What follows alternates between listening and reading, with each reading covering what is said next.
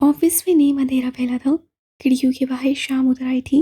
वो अभी तक उसी पोजीशन में बैठी यकटक लैपटॉप की स्क्रीन को देख रही थी। आंसू उसके गालों पे लुढ़क लुढ़क कर अब सूख चुके थे। कहीं पस मंजर में फोन की घंटी बज रही थी, मगर वो उस जाने मुतवज्जा नहीं थी।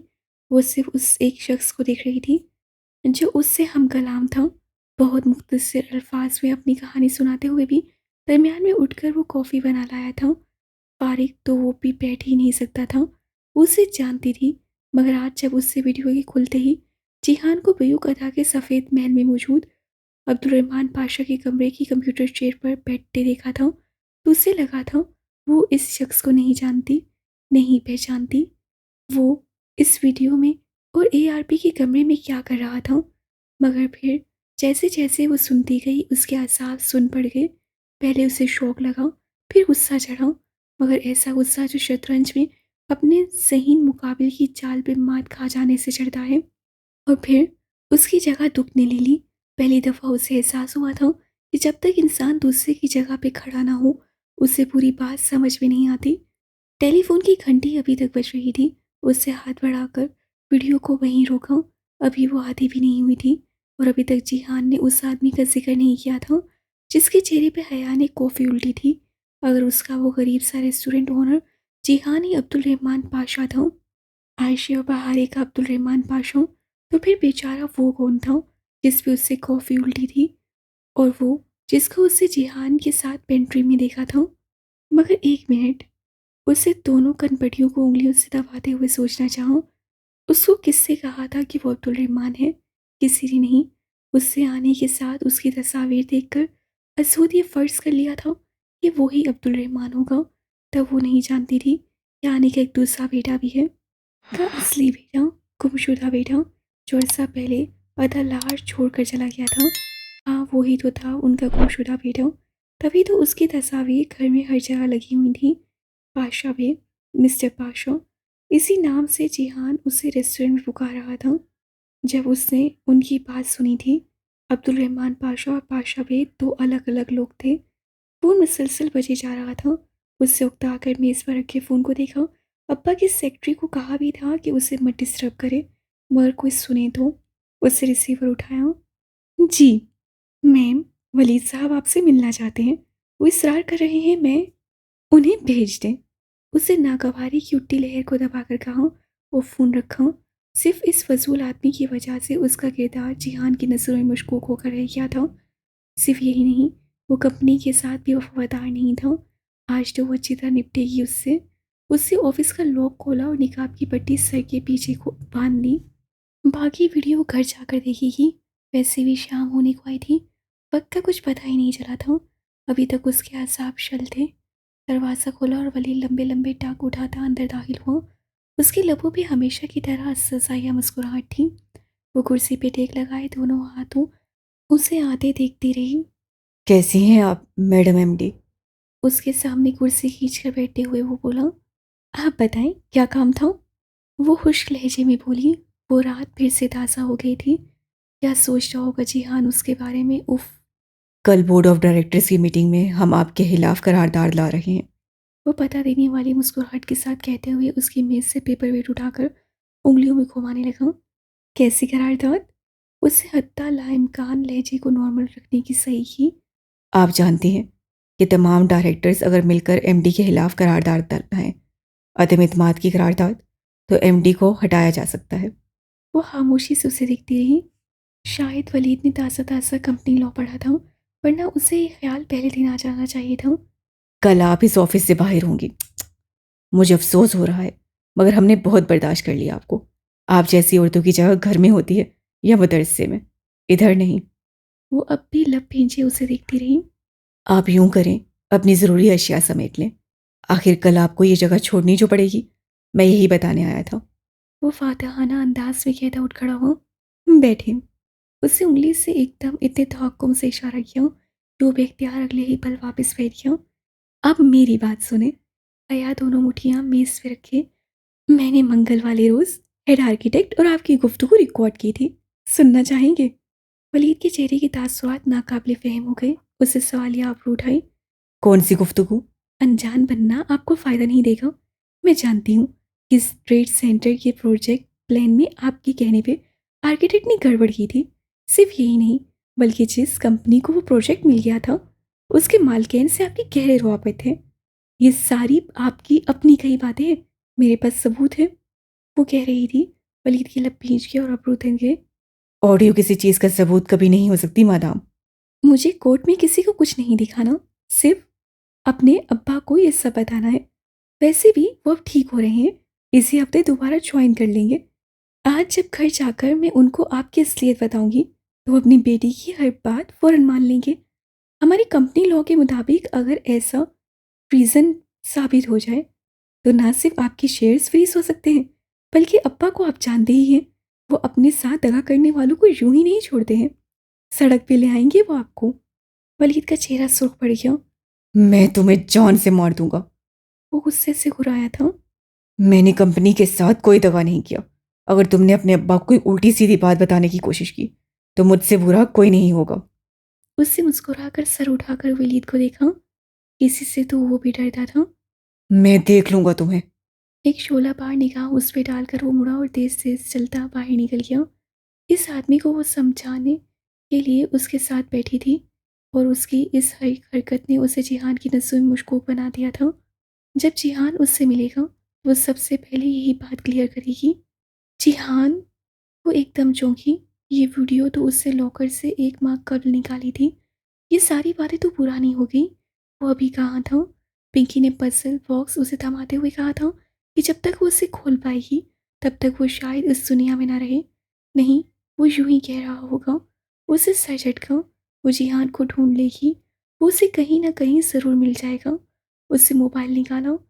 सुबह से वो साइलेंट पे था और अम्मा की कई मिस कॉल्स और मैसेजेस आए पड़े थे। उससे मैसेज खोला। वो कह रही थी कि उन्हें अब्बा की गाड़ी और ड्राइवर चाहिए थे, इसलिए उन्होंने ऑफिस फ़ोन करके दोनों को मंगवा लिया था। एक और पैगाम में उन्होंने बताया कि वो सफ़र को उसकी गाड़ी के साथ भेज रही हैं, वो उसे घर ले आएगा। बस कार भेजकर सफ़र को जाने दे का कह देती। ज़रूरी था कि ताया अब्बा का मुलाजिम भी उधार लेने का एहसान लिया जाए। उसे ख्वामाहा कोफ्त हुई। बहरहाल उसे सर झटक कर फ़ोन बुक में से शे के घर का नंबर ढूंढ कर मिलाया। कोई जवाब नहीं मिला। फिर उससे हलीमा आंटी का नंबर मिलाया। वो यकीनन उनसे होटल ग्रैंड का नंबर ले सकती थी। जी हाँ, वहीं होगा। हेलो। वो उदास मगर बारीक सी आवाज़। उसे खुशगवार हैरत का झटका लगा। बाहरे, मैं हया बोल रही हूँ। ओ हया, तुम कहाँ चली गई थी? वो जैसे बहुत उदास सी लग रही थी। मैं घर आ गई थी, मगर तुम, मुझे पता चला था कि तुम लोग मुल्क छोड़कर चले गए हो। सब चले गए हैं, मैं नहीं गई, मैं अकेली रह गई हूँ। वो जैसे आंसू पीती हुई कह रही थी। आयशे भी नहीं है, आने भी नहीं है, सब चले गए। अ- अब्दुल रहमान, वो कहाँ है? उसकी आवाज़ में लर्जिश सी आई थी। वो सुबह आया था, मुझे इतना सारा डांट कर गया है। उससे कहा वो जा रहा है, और ये भी कि वो अब मुझसे मिलने नहीं आएगा। किधर, किधर गया है वो? एकदम बहुत से आंसू उसकी पलकों पे आ रुके थे। मुझे नहीं पता, मगर वो जैसे सर ठहरी। उससे कहा था कि उसे तुम्हें आने से कुछ दिन पहले बता दिया था कि वो किधर जाएगा। तुम्हें पता है हया? नहीं। वह हैरान हुई। उससे तो मुझे नहीं बताया। आंखें उसने हाथ से रगड़कर साफ की। तुम फिक्र मत करो बहारे, मैं अगले हफ्ते तुर्की आऊँगी ना, मुझे अपनी क्लियरेंस करवानी है, तब मैं और तुम मिलकर उसे ढूंढेंगे। हम उसे ढूंढ लेंगे। तुम मेरे आने तक वहाँ होगी ना? मुझे नहीं पता, मुझे कुछ नहीं पता। वो जैसे सारे ज़माने से खफा हो रही थी। उससे फ़ोन बंद कर दिया। कितनी ही देर वो सर डेस्क पर रखकर आंखें बंद किए बैठी रही। उसका जहन सिर्फ एक बात पे मरकूज था। जिहान ने उसे जाने से कबल नहीं बताया कि वो कहाँ जा रहा है। फिर उससे बहारी को ऐसा क्यों कहा? ये वीडियो तो पुरानी थी, जबकि बहारी ने जाने से कुछ दिन कबल के अल्फाज इस्तेमाल किए थे। कब बताया जिहान ने उसे?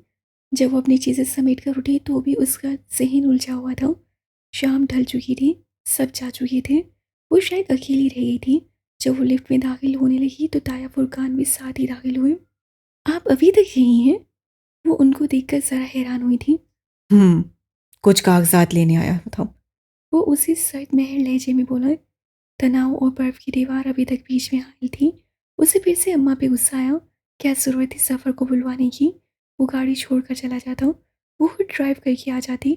उनका एहसान लेना ज़रूरी था और जिहान उससे कब बताया था कि वो किधर जा रहा है। ग्राउंड फ्लोर पर रुकी तो उससे पीछे हटकर ताया को रास्ता दिया। वो निकल गए तो वो सुसोई से उलझी उलझी से चलती बाहर आई। जिहान ने कब बताया, झूले पे उस रात या अस्पताल में जब वो दोनों अब्बा के साथ थे, या बात सुनो मेरी। वलीद पता नहीं कहाँ से सामने आया था। आया बेख्तियार एक कदम पीछे हुई। लॉबी खाली थी, सवाई शीशे के दरवाजे के साथ खड़े गार्ड के जो उनको ही देख रहा था। क्या है? अगर तुमने सुलेमान अंकल से कुछ कहने की कोशिश की तो मैं तुम्हारे साथ बहुत बुरा करूंगा। उंगली उठाकर चबा चबा कर बोलता वो उसे तंबी कर रहा था। आया ने कोफ से उसे देखा। ये धमकियाँ किसी और को दो, मैं जा रही हूँ घर, और मैं अब्बा को सब साफ साफ बता दूंगी। कर लो जो तुमने करना है। अपनी सारी फ्रस्ट्रेशन बाहर निकाल कर वो उसके एक तरफ से निकल कर आगे बढ़ गई। वलीद कुछ कहे बिना तेज कदमों से चलता उसकी दाएं तरफ से गुजर कर बाहर निकल गया। वो गार्ड को मामूल की हिदायत देने के बाद बाहर की सीढ़ियाँ उतरने लगी। बाहर आसमान नीलाहट भरी स्याही से भरता जा रहा था। वो अब भी जिहान के बारे में सोच रही थी। उससे कब बताया था उसे कि वो कहाँ जा रहा है। वो सीढ़ियाँ उतरकर अब एक तरफ बने पार्किंग एरिया की तरफ बढ़ने लगी। उसकी गाड़ी दूसरी जानिब खड़ी थी। उस तक पहुंचने के लिए उसे चंद कदम उस लंबी चौड़ी सी रोड पे चलकर जाना था। वो बहुत गायब दमागी से कदम उठा रही थी। अगर जिहान कह रहा था कि उससे हया को बताया था तो उससे बताया होगा। वो सीधी तरह कोई भी बात नहीं कहता था। उसकी हर बात पहेली होती थी। आखिर कब बताया उससे। रोड पे चलते हुए उससे जहन पर जोर डालने की कोशिश की। कहीं दूर उससे कोई पुकार रहा था। उसके नाम की पुकार बार बार पड़ रही थी। वो इतनी उलझी हुई थी कि सुन नहीं पाई। तेज रोशनी सी उसके पीछे से आ रही थी, साथ में टायर्स की आवाज़। एकदम जैसे किसी ख्वाब से जागकर वो चौंक कर पलटी।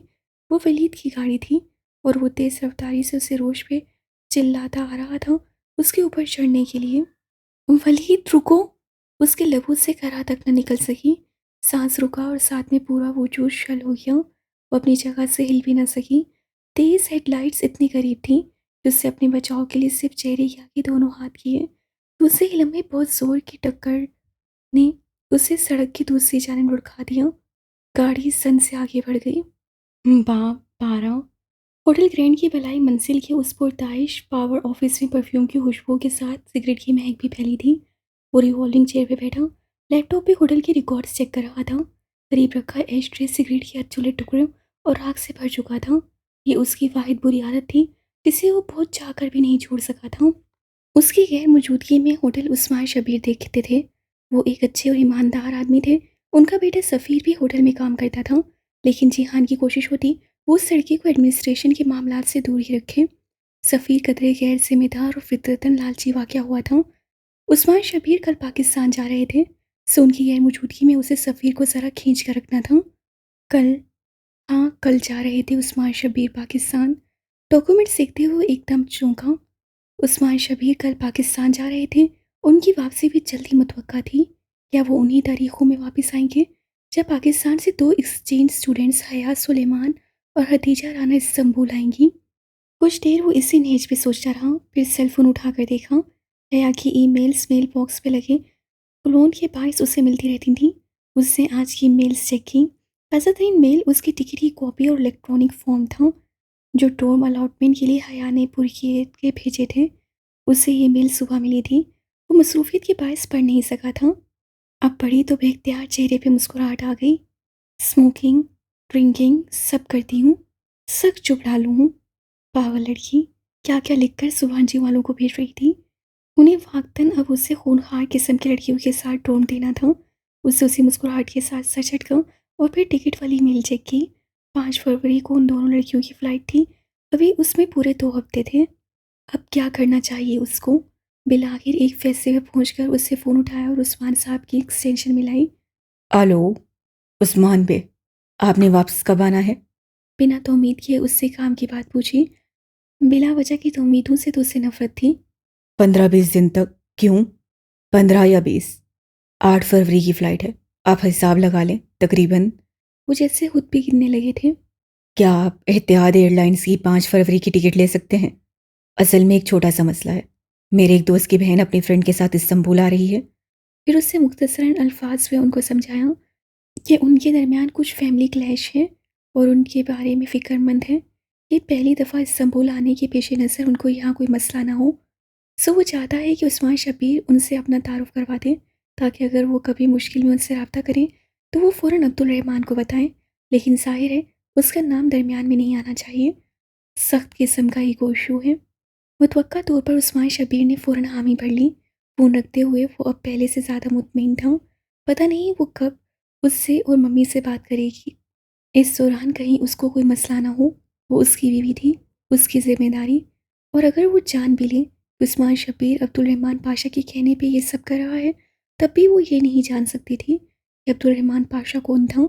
आखिर जान भी वो कैसे सकती थी?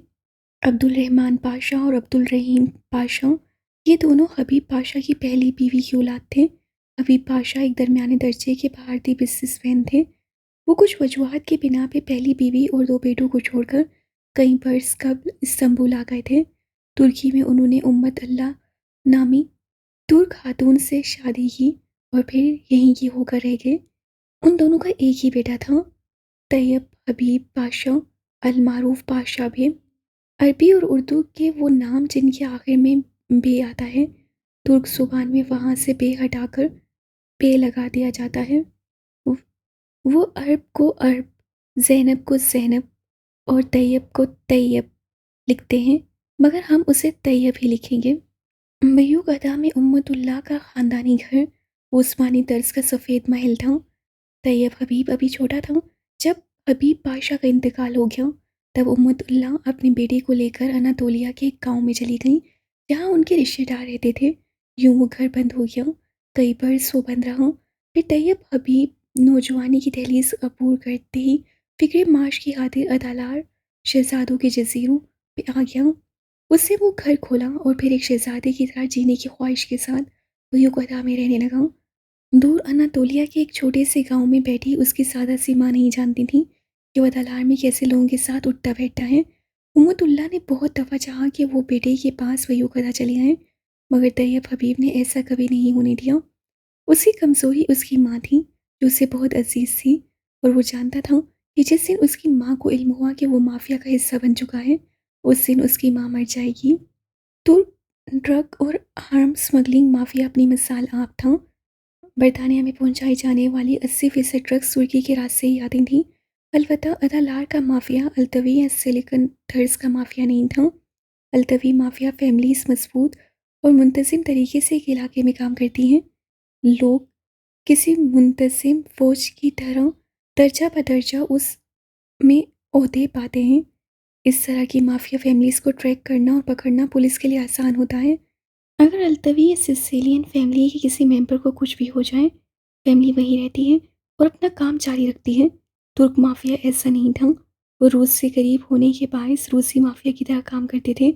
रूसी फैमिलीज एक इलाके में इकट्ठी थीं, कुछ अरसे वहाँ वारदातें करती थीं और फिर गायब हो जाती। फिर कुछ अरसे बाद चेहरों के निकाब बदल कर वो किसी दूसरे इलाके में उठती और यूँ उनका काम जारी रहता। उन पे हाथ डालना पुलिस के लिए बहुत मुश्किल होता था। अल्तवी माफिया की तरह वो कदीम तर्ज के जुराइम में नहीं, बल्कि जदीद जुराइम जैसे साइबर क्राइम, जाली कंपनियां, क्रेडिट कार्ड फ्रॉड्स, स्मगलिंग वगैरह में मुलविस होती थी।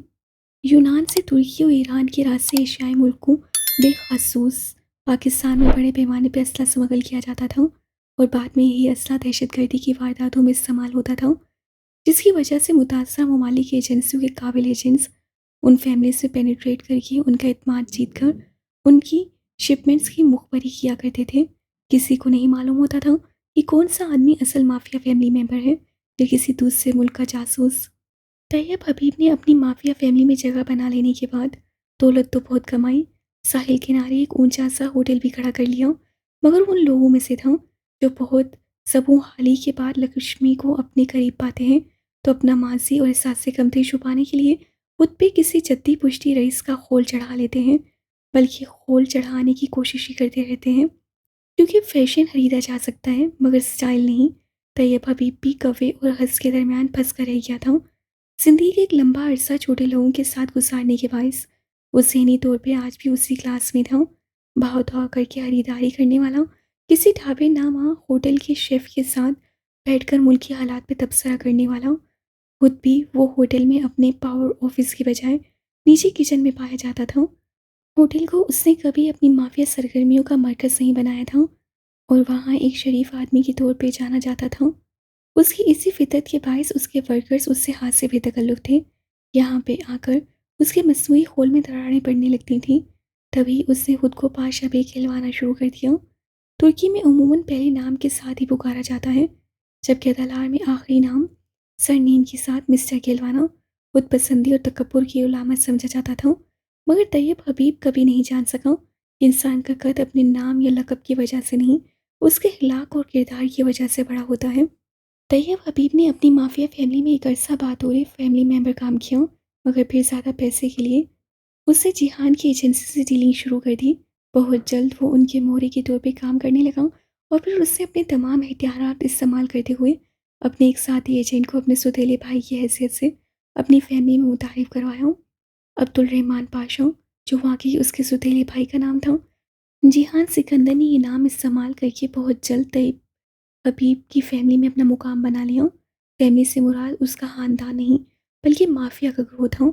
और चूँकि ये अल्तवी माफिया नहीं था और इसमें काबू और मेडमैन नहीं होते थे, सो इस रूसी माफिया में अपनी जगह बनाना बहुत मुश्किल साबित नहीं हुआ। पैसा इस दुनिया के अक्सर मसाइल का रेडीमेड हल होता है। ज़िंदगी और खुशी के अलावा उससे हर चीज़ खरीदी जा सकती है। पैसा इस दुनिया के अक्सर मसाइल का रेडीमेड हल होता है। ज़िंदगी और खुशी के अलावा इससे हर चीज़ खरीदी जा सकती है। तैयब हबीब और अब्दुल रहमान एक डील के तहत भाइयों की तरह काम करने लगे थे। तैयब हबीब उसे अपनी अम्मा से मिलवाने भी ले गया था और वो अच्छी तरह जानता था कि एक सादा लोग औरत को अपने नर्म रवैये और मोहब्बत भरे अंदाज से कैसे अपने लिए मोम करना है। उम्मतुल्लाह उसके बारे में बस इतना जानती थी कि वो उसके बेटे का दोस्त है और उसने उनके बेटे की जान बचाई है, जिसके बायस वो उसकी असानमंद थी। चूँकि वो बेहूक अदा में नहीं रहती थी, इससे तैयब को ये सब उनको बताने में आर महसूस नहीं हुई थी। वो सबसे झूठ बोल सकता था, मगर आने से ये बात नहीं छुपा सकता था। हबीब पाशा के इंतकाल पे उनके दोनों बेटे इंडिया से यहाँ आए थे और भले दरमियान में कितने बरस गुज़र जाएं, आने को उनकी शक्लें और रंग अच्छी तरह याद था। वो जानती थी कि अब्दुल रहमान उनके शौहर का बेटा नहीं है, मगर जब उनका अपना बेटा बासित था कि अपने दोस्त को अपने भाई के तौर पर मुतारिफ करवाने में उसका फ़ायदा है, तो वो भी उस बात को निभाने के लिए राज़ी हो गई। वैसे भी अब्दुल रहमान ऐसा बेटा था जैसा वो तैयब हबीब को बनाना चाहती थी। उसके इक़्तिदार, तहज़ीब, अखलाक, गर्ज़ हर शय आने के लिए फ़ख्र का बाइस थी। काफ़ी अरसा उन दोनों ने बेहूक अदा में एक साथ काम किया। अलबत्ता तैयब हबीब ये नहीं जानता था कि अब्दुल रहमान ट्रिपल एजेंट के तौर पे काम कर रहा है। अदालार में अपना नाम बनाने के लिए उसे तुर्क खुफिया एजेंसी की मदद चाहिए थी, ताकि गिरफ्तारी की तलवार सर पे लटकना बंद हो जाए। बदले में माफिया की मालूमात तुर्कों को बता देता था और अगर उसे तुर्कों की कोई खबर मिलती तो उसे माफिया तक पहुंचा देता था। यूं वो एक खालिस ट्रिपल एजेंट था, जो सिर्फ अपनी एजेंसी के साथ वफादार था। ताश के पत्तों का घर उससे बहुत मेहनत से खड़ा किया था और उसे मालूम था कि जिस दिन ये पत्ते ज़रा से फूंक से उल्टे, उस रोज़ वो अपनी जान बचाने के लिए तुर्कों और माफिया दोनों से भाग रहा होगा। मगर फिर खतरात के बगैर ज़िंदगी भी कोई ज़िंदगी होती है। उसे नामहसूस अंदाज में तैयब हबीब के होटल ग्रैंड में अमल दखल शुरू कर दिया था। वो तैयब हबीब से बरअक्स शख्सियत का मालिक, वर्कर से हास वास्ता रखने वाला बॉस था। उसके पेशकीमत सूट, दो कीमती पत्थरों वाली अंगूठियाँ जो बज़ाहिर सोने की लगती, और ग्लासेस, हर शय तैयब हबीब से मुख्तलिफ और परफेक्ट हुआ करती। पाकिस्तान से उसे इजाज़त थी कि वो चाहे तो यहाँ शादी कर सकता है। वतन वापसी पे उसकी बीवी को पाकिस्तानी शोहरत दे दी जाएगी, मगर वो इस दहेज में नहीं सोचा करता था। फिर एक रोज़ तैयब हबीब अचानक से यूनान में गिरफ्तार हो गया। इसमें जिहान का कसूर नहीं था।